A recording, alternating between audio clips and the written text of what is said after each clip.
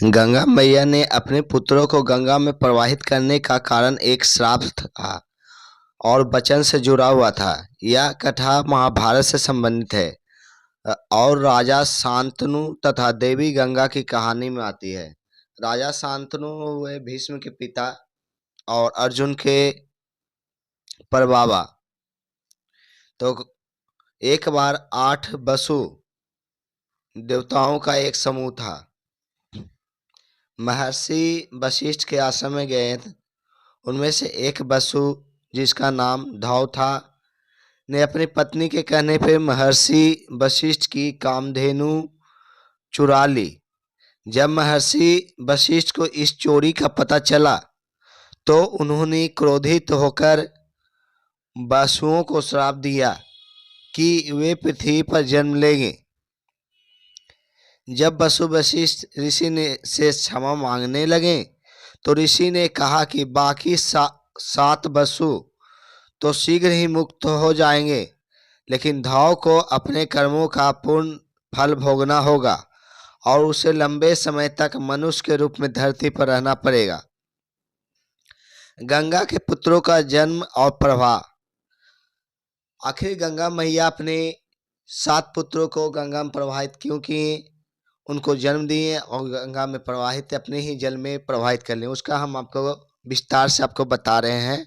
तो ध्यान से बने रहिए पूरे वीडियो में, और वीडियो अगर अच्छा लगे तो सब्सक्राइब कीजिए।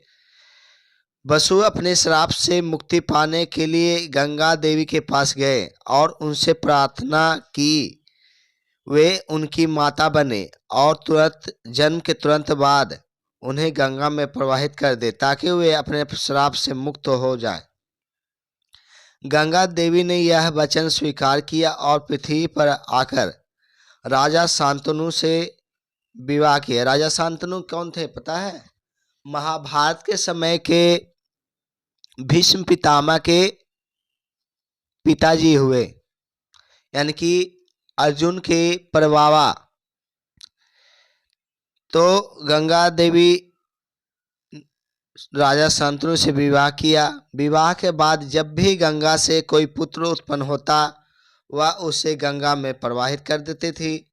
जब तक 7 पुत्रों का इसी प्रकार अंत हुआ तब तक राजा शांतनु चुप रहे, क्योंकि उन्होंने गंगा माता से विवाह के समय यह वचन दिया था कि वे उनके किसी भी कार्य में हस्तक्षेप नहीं करेंगे।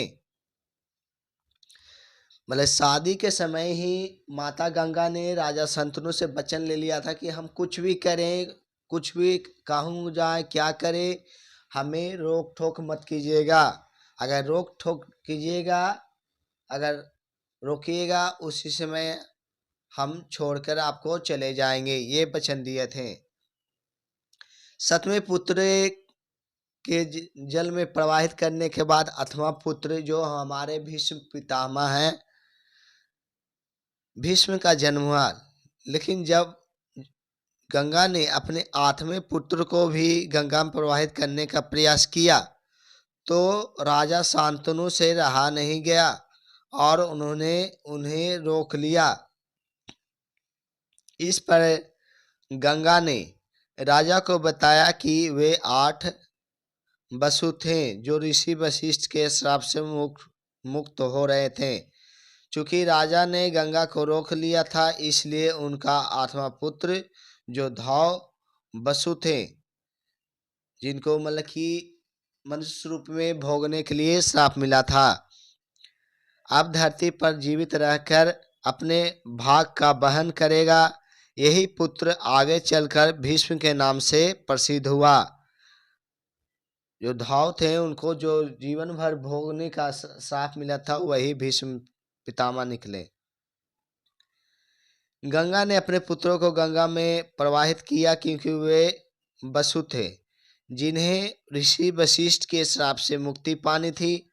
राजा शांतनु द्वारा रोकने पर 8वां पुत्र जीवित रहा और आगे चलकर वह भीष्म पितामह बने, जो महाभारत के महान योद्धा और विद्वान थे।